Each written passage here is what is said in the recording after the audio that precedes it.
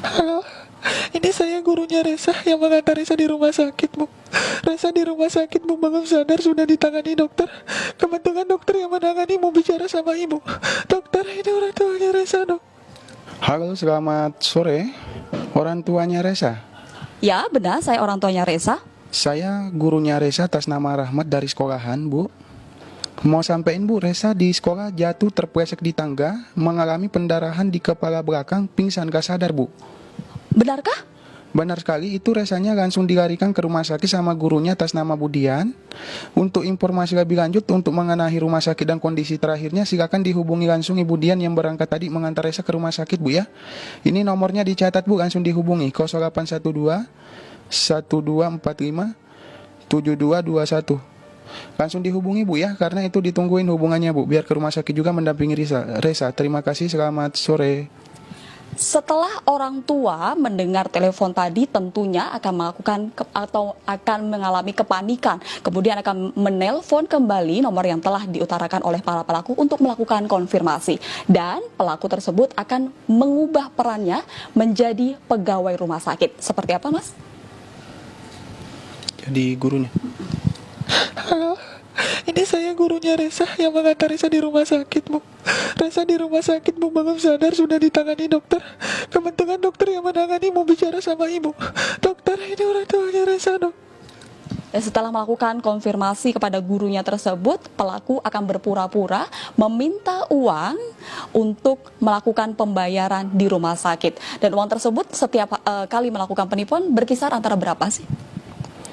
17.700.000. Ini sudah melakukan aksi ini sejak tahun 2009. Lalu data-data orang tua ini didapatkan dari mana? Dari sekolah. Awalnya kita telepon sekolah untuk meminta data pribadi siswa, berikut nomor telepon orang tuanya. Sebegitu aja.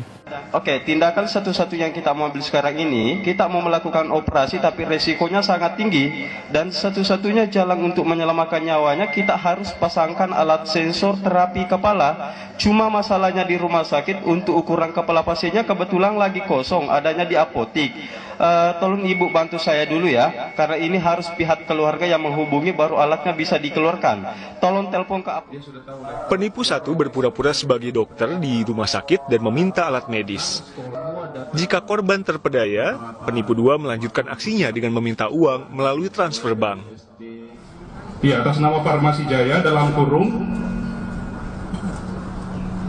Joko, ya betul. Iya. Iya, nanti kan dikonfirmasi kalau sudah dibayar Pak, supaya langsung kita antar, Pak.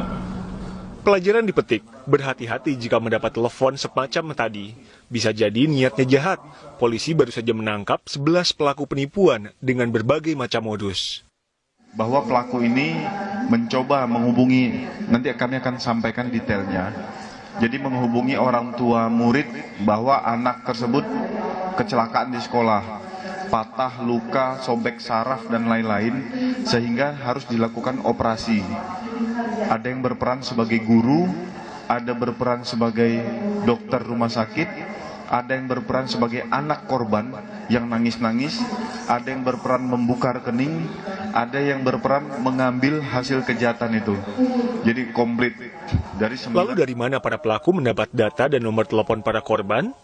Mereka mengatasnamakan diri mereka ini orang yang bekerja di Dinas Pendidikan, sehingga menghubungi pihak sekolah untuk meminta data murid dan wali murid, alamat rumah beserta nomor telepon rumah dan handphone. Dari situlah mereka random menghubungi para orang tua korban.